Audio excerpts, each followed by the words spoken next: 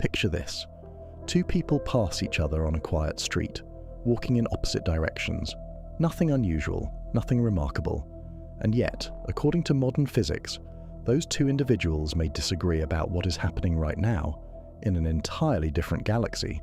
Not what they see, not what they measure, but what they would call the present moment. This is where our story begins. For most of human history, time felt absolute. It flowed the same for everyone, everywhere. If something was happening now, it was happening now across the entire universe. This idea was not just intuitive, it was formalized in 1687 by Isaac Newton, one of the greatest scientific authorities in history. In Newton's universe, time was like a cosmic clock, steady, universal, unquestioned. Every observer, no matter where they were, shared the same ticking rhythm of reality. And for over 2 centuries, nothing challenged this view. But beneath this certainty, a quiet tension was building. Light, something so familiar, carried a hidden property that refused to behave like anything else in nature. By the late 19th century, experiments began revealing something strange. No matter how fast you moved, no matter how you tried to measure it, the speed of light remained the same. This was not a small inconsistency, it was a direct conflict with the way motion was understood. If you run forward and throw a ball, the ball moves faster relative to the ground. That is how motion works. But light refused to follow this rule. Scientists were left with a choice. Either the measurements were wrong, or something far more fundamental had to change. In 1905, a 26-year-old patent clerk named Albert Einstein made that choice. He accepted the evidence, and in doing so, he reshaped our understanding of time itself. Einstein proposed that the speed of light is constant for all observers. It does not change, ever. At first glance, this seems simple, but it comes with a consequence so profound that it overturns everything Newton had established. If the speed of light is fixed, then time cannot be. The present moment is no longer universal. It depends on how you move. This is the central discovery. Time is not shared equally across the universe. It is personal, relative, and deeply tied to motion. At everyday scales, this effect is invisible. It hides beneath our perception, too small to notice. But across vast cosmic distances, it grows into something impossible to ignore. And when we follow this idea to its limits, it leads to a conclusion that challenges the very nature of reality. Because if two people cannot agree on what is happening now, then what does it mean for something to exist at all? What follows from this realization is not just a revision of physics, but a redefinition of reality itself. The deeper we examine this idea, the more it begins to reshape our understanding of existence. At first, nothing seems wrong. You stand still, you turn on a flashlight. Light moves away from you at an immense speed. Now imagine you are moving forward faster and faster, and you shine that same light ahead. Common sense tells you the light should move even faster, but it does not. No matter how fast you move, the light still travels at exactly 299,792,458 meters per second. This is the point where reality begins to break from intuition. In 1905, Albert Einstein, a 26-year-old patent clerk working in Switzerland, confronted this contradiction directly. Rather than rejecting the experimental evidence, he accepted it fully. The speed of light, he proposed, is constant for every observer, regardless of motion. This was not a minor correction. It was a fundamental shift in how the universe operates. To understand why, consider something simple. If you are on a moving train and throw a ball forward, the ball's speed adds to the speed of the train. This is how motion behaves in everyday life, but light refuses to follow this rule. If the speed of light cannot change, then something else must adjust to preserve that constancy. Einstein realized that something was time itself. Time, he showed, is not fixed. It stretches and compresses depending on how fast you move. Two observers traveling at different speeds will not agree on how much time has passed. Even more unsettling, they will not agree on whether two events happened at the same time. This effect is called the relativity of simultaneity. Imagine two lightning strikes hitting opposite ends of a train track. An observer standing still between them may see the flashes at the same moment and conclude they occurred simultaneously. but an observer moving along the track will see one flash before the other. For them, the events did not happen at the same time. Both observers are correct. This is not an illusion. It is a measurable consequence of how space-time works. The mathematics behind this, known as the Lorentz transformation, precisely predicts how time and space shift between observers. These predictions have been tested repeatedly, reaching extremely high levels of experimental confidence.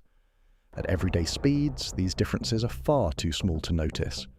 Fractions of a billionth of a second separate one observer from another. The world appears stable, unified, and consistent. But this stability is only an approximation, because as distances grow, even small differences in motion begin to produce dramatic disagreements about reality. What appears simultaneous in one frame becomes separated in another, and across the vast scale of the universe, this disagreement expands beyond intuition. The consequences are no longer subtle, they become unavoidable, because if observers cannot agree on when events occur, then the idea of a shared present begins to collapse. And when we extend this principle beyond Earth into intergalactic space, the disagreement does not remain small. It grows into something measurable in days, something that forces us to confront a deeper question. How far can this disagreement go?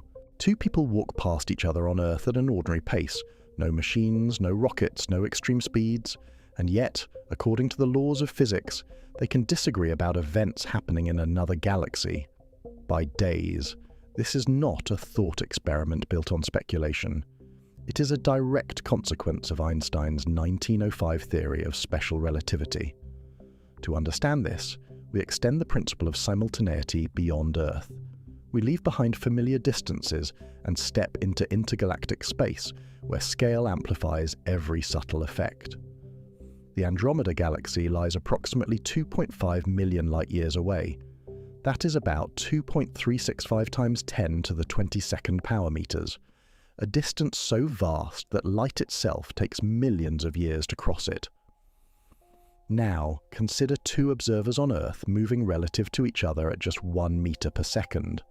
Using the Lorentz transformation, the difference in what they define as now in Andromeda can be calculated precisely. The result is approximately 3.05 days. One observer may say that a distant event in Andromeda has already happened. The other, moving in the opposite direction, will say that the same event has not yet occurred. Both conclusions are correct within their respective frames of reference. This result is often referred to as the Andromeda paradox. It was later popularized to illustrate the full consequence of relativity of simultaneity, but despite the name, there is no paradox in the mathematics. The equations are consistent, the predictions are precise, the disagreement is built into the structure of space-time itself. To make this more concrete, imagine a civilization in Andromeda making a critical decision. For one observer on Earth, that decision is already part of history. For another, it remains in the future. There is no universal answer to which is correct. The stakes are no longer abstract. If two observers can disagree about the timing of events across a galaxy, then the concept of a shared present cannot be fundamental. Now is not a property of the universe. It is a property of the observer. At human scales, this effect is invisible. Across a room, the disagreement shrinks to less than a billionth of a second. It disappears into measurement noise, but the physics does not change with scale. The same equations apply across the universe, and as distance increases, the consequences become unavoidable. This forces a deeper realization. If the present depends on motion, then it cannot define what exists, because existence cannot depend on how fast you are walking. This is where relativity begins to move beyond physics and into the structure of reality itself, and it leads directly to a new way of understanding the universe, one where time is no longer something that flows, but something that exists all at once, a framework that would soon be formalized not by experiment, but by geometry. What if time is not something that passes, but something that exists, not flowing, not moving, but already laid out? This idea did not emerge from philosophy. It came from mathematics. In 1908, just 3 years after Einstein introduced special relativity, mathematician Hermann Minkowski transformed the theory into something far more radical. He showed that space and time are not separate. They are part of a single structure, space-time. At first glance, this sounds abstract, but the implication is concrete. Instead of imagining the universe as space changing over time, Minkowski described it as a four-dimensional object, 3 dimensions of space and 1 of time woven together. To understand this, imagine a simple event: a flash of light, a heartbeat, a spoken word. In classical thinking, that event happens and then disappears into the past. In Minkowski's framework, it does not disappear. It occupies a position, a fixed coordinate in space-time. Your birth is one point, this moment is another. A future moment not yet experienced is also a point. All of them exist within the same structure. This is the central discovery. Time is not a process unfolding. It is a dimension in which events are arranged. Minkowski himself stated it clearly. Space and time, as separate ideas, are shadows. Only their union has true physical meaning. This was not speculation. It was a direct mathematical reformulation of Einstein's equations, and it carried profound consequences. If every moment is a point in space-time, then nothing moves from future to present to past. Instead, all moments simply exist at different coordinates. To visualize this, imagine filming a moving object, like a ball bouncing. Each frame captures the ball at a different position. Now stack all those frames together. What you get is not motion. You get a shape, a continuous path through time. This path is called a world line. Every object, every person, every particle traces such a line through space-time. Your entire life is not a sequence unfolding. It is a complete path, extending from beginning to end. The stakes of this idea are enormous. If all moments exist, then the distinction between past and future is no longer about existence. It becomes a matter of perspective. What you call the present is simply the point along your world line that you are experiencing. But there is nothing in the mathematics that marks that point as special. The equations treat every moment equally. This challenges one of our deepest assumptions, that the present is uniquely real, because if space-time is the true structure of the universe, then the present may not be a fundamental feature at all. It may be something we impose. And once that idea takes hold, a new question emerges. If all moments exist, then what exactly is the difference between the past and the future? What if the structure of time itself could bend? Not metaphorically, not conceptually, but physically. In 1915, Albert Einstein completed general relativity, a theory that extended his earlier work and transformed our understanding of gravity. No longer a force acting at a distance, gravity became something deeper. It became geometry. Mass and energy, Einstein showed, do not simply exist in space-time. They shape it, they curve it, and in doing so, they alter the very fabric in which time is embedded. To understand this, imagine space-time as a flexible surface. Place a massive object, like a star, onto that surface, and it creates a curvature. Objects moving nearby follow that curvature, not because they are pulled, but because the path itself has changed. This is what we experience as gravity. But the consequences go further. If space-time is curved, then time itself does not pass uniformly. Clocks placed in stronger gravitational fields tick more slowly than those farther away. This effect, known as gravitational time dilation, has been measured with extreme precision. Atomic clocks on Earth run slightly slower than those in orbit. GPS satellites must correct for this difference continuously to remain accurate. The confidence in these measurements is exceptionally high, supported by repeated experimental verification. But beyond measurement lies a deeper implication. In special relativity, different observers disagreed about simultaneity. In general relativity, the situation becomes even more complex. In many solutions to Einstein's equations, there is no single way to define a universal present across the entire universe. No global now. Different regions of space-time cannot be cleanly synchronized into a shared moment. The idea of slicing the universe into layers of time breaks down. This is not due to technological limitation. It is a feature of the equations themselves. Space-time does not come pre-divided into past, present, and future. Those divisions are imposed by observers, not dictated by reality. The stakes are now unmistakable. If there is no universal present, then the distinction between past and future cannot be absolute. It becomes relative, context-dependent, observer-defined, and this reinforces a growing picture. A universe not evolving moment by moment, but existing as a complete structure, a structure shaped by gravity, curved by mass, and indifferent to our intuitive sense of time. By the early 20th century, physics had reached a point where the equations no longer described a flowing timeline. They described something else entirely, a four-dimensional reality where every event has its place, and where the present is no longer a universal boundary, but a local perspective. This realization sets the stage for a deeper and more unsettling conclusion. If the present is not fundamental, then what determines what is real? What if nothing in the universe is actually coming into existence? What if every moment that has ever happened, and ever will happen, is already there? By the mid-20th century, physicists and philosophers began confronting a consequence that could no longer be ignored. The mathematics of relativity was clear. Observers disagreed about simultaneity. There was no universal present. Space-time behaved as a unified structure. But this raised a deeper question. If different observers slice time differently, then which slice is real? In 1966, physicist and philosopher C.W. Rietdijk presented a radical argument. He proposed that if an event is in the past, for one valid observer, then it must exist. It cannot depend on perspective for its reality. A year later, in 1967, philosopher Hilary Putnam expanded this reasoning. He argued that relativity strongly challenges the idea that only the present exists.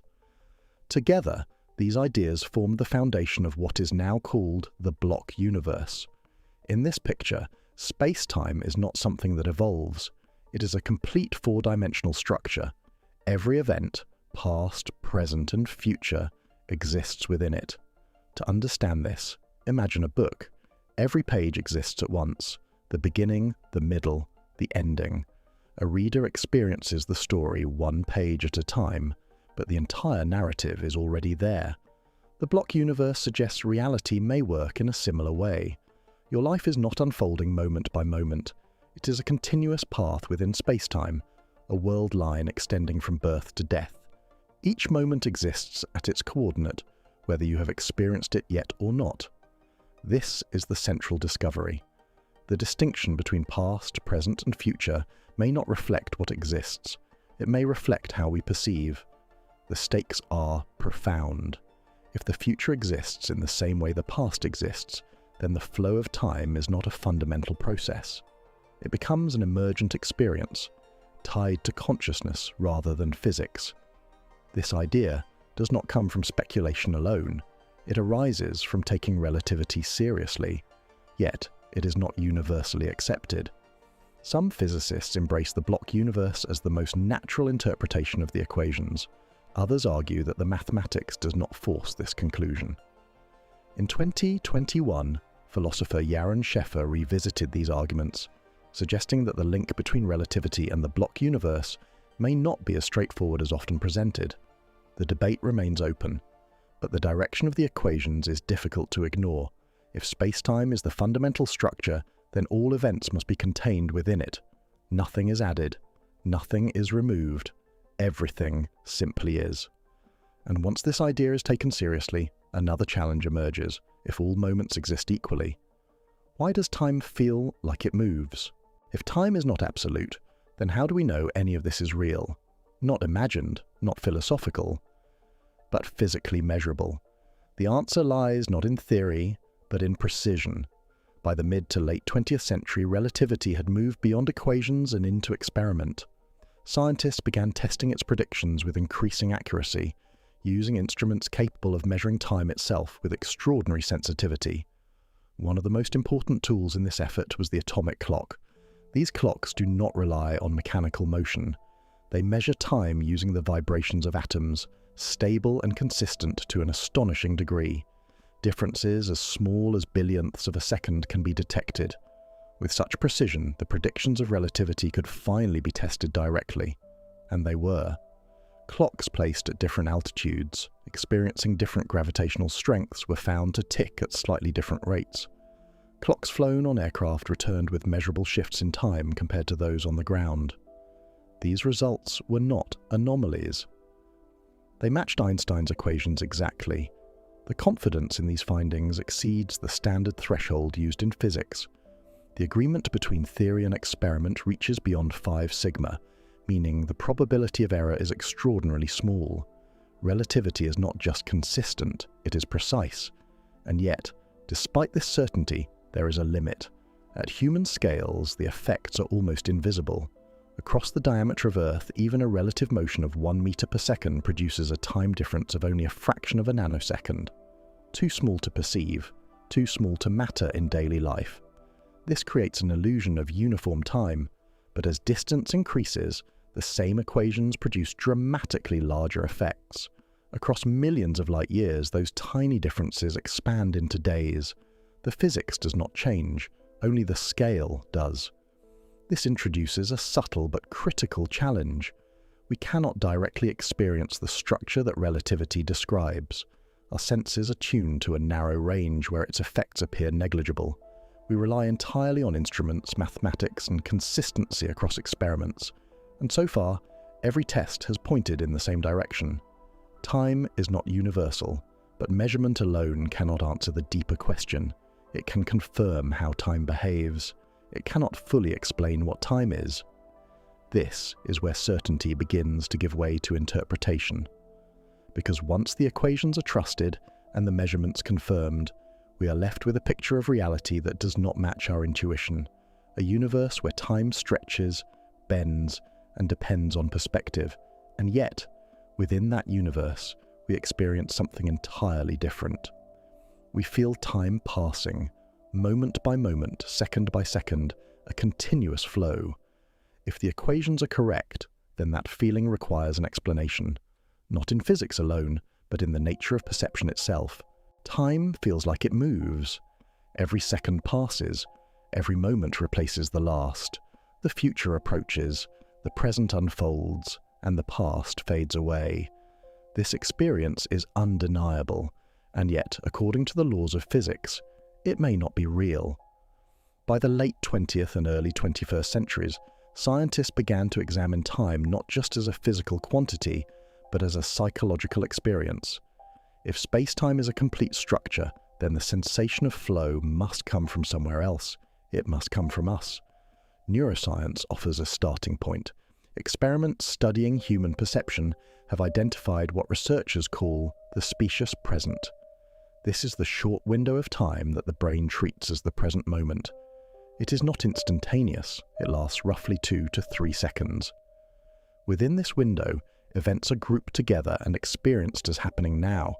Outside of it, they are classified as past or anticipated future. This is the central discovery. The present, as we experience it, is not a single point in time. It is a constructed interval assembled by the brain. The brain does not perceive time directly. It builds a sense of time using memory, prediction, and neural activity. Certain neurons, often referred to as time cells, fire in sequences that help track duration and order events. This creates continuity. It creates the feeling that one moment leads into the next. But this feeling does not require time itself to flow. It only requires that each moment contains information about previous moments and expectations about what comes next. Physics introduces another layer to this explanation. The direction of time, what we call the arrow of time, is closely tied to entropy. In simple terms, entropy measures disorder. Systems naturally evolve from more ordered states to more disordered ones. This progression gives time a direction. We remember the past because it is the direction of lower entropy. We do not remember the future because it lies in the direction of increasing disorder. This asymmetry creates the impression of movement, but the underlying laws of physics remain largely symmetric. They do not prefer past over future. They work equally well in both directions. This creates a tension. The equations describe a static structure. Our experience describes a dynamic flow. The two do not align, and yet both are real in their own domains. The brain generates a moving present from a non-moving structure. The stakes of this realization are profound. If the flow of time is an internal construction, then one of the most fundamental aspects of human experience does not reflect the external world directly. It reflects how we are built to perceive it. This does not make the experience false, but it does mean it may not be fundamental. And once that possibility is accepted, a new question emerges. If time does not truly flow, then what does the universe look like as a whole? Imagine stepping outside the universe, not physically, but conceptually. Imagine seeing everything at once, every star forming, every galaxy evolving, every moment of every life from beginning to end, all laid out in a single structure. This is the perspective that emerges from modern physics. By the early 21st century, cosmology had refined our understanding of the universe on the largest scales. Observations of cosmic background radiation, galaxy distribution and expansion revealed a universe approximately 13.8 billion years old, stretching across nearly 93 billion light-years. But more importantly, these observations are described using the language of space-time, not space evolving in time, but a four-dimensional structure containing the entire history of the cosmos. This is the central realization. Cosmologists do not model the universe as something that is becoming. They model it as something that exists as a whole, from the Big Bang to whatever lies in the far future. In this framework, the birth of stars, the formation of planets, and the emergence of life are not events unfolding in a universal present. They are coordinates in space-time. To make this concrete, consider the observable universe. Its size and age define a vast region of space-time that we can, in principle, map. Every event within this region has a place. Even events beyond our current observation, beyond the cosmic horizon, are part of the same structure. They are not waiting to happen, they are simply beyond our access. This has consequences that extend beyond physics. If distant regions of the universe do not share our present, then no two observers, separated by enough distance or motion, share a single moment of reality. Civilizations, if they exist across the cosmos, would each experience their own version of now. These moments would not align. Communication across such distances is not just limited by the speed of light. It is limited by the structure of time itself. The universe does not synchronize its events. It contains them. This reframes how we think about existence on a cosmic scale. The Big Bang is not a moment that has passed. It is a region of space-time. The far future is not something that will come into being. It is a region not yet experienced. Everything is part of the same structure. The stakes of this idea are immense. If the universe exists as a complete space-time entity, then the distinction between past and future is not about what exists, but about where we are located within it. Our experience is local. Reality may not be. And when we consider this perspective fully, one final question remains. If the universe is already complete, then what does that mean for our place within it? If every moment already exists, then what is this moment? Why does it feel different? Why does it feel real in a way the past does not, and uncertain in a way the future seems to be? After more than a century of physics, from Einstein's relativity in 1905 and 1915 to modern cosmology, we arrive at a final, unavoidable realization. The universe does not require time to flow. It requires only that events exist. This is the central conclusion. In the block universe picture, reality is a complete structure. Every event, your birth, this moment, and the distant future, exists within space-time as part of a single, unchanging whole. Nothing is added, nothing moves forward. There is no universal clock advancing the cosmos from one state to the next. Instead, there are only positions within space-time, and yet, within this structure, something extraordinary happens. You experience it. Consciousness moves along a world line, encountering one moment after another. Each point feels like now. Each carries memories of what came before and expectations of what comes next. This creates the sensation of passage, but the passage itself may not exist outside that experience. Einstein hinted at this in 1955, near the end of his life. In a letter written after the death of his friend Michel Besso, he described the distinction between past, present, and future as a stubbornly persistent illusion. Not meaningless, but not fundamental. The stakes of this idea reach beyond physics. If the future exists in the same way as the past, then uncertainty is not a property of the universe. It is a property of perspective. If every moment is equally real, then loss is not erasure, it is distance within space-time. And if your life is a world line, then it is not something that vanishes as it passes. It remains fully defined within the structure of reality. This does not remove choice or causality. Decisions still shape the structure, actions still lead to consequences, but they are part of the same fixed tapestry, not steps towards something that does not yet exist. The universe, in this view, is not becoming, it is being, and we are not moving through time in the way we imagine. We are tracing a path through something far larger than perception can grasp. A complete four-dimensional reality where every moment is equally present, even if we can only experience one at a time. This is not a conclusion that closes the question. It opens a deeper one, not about what time is, but about what it means to exist within it.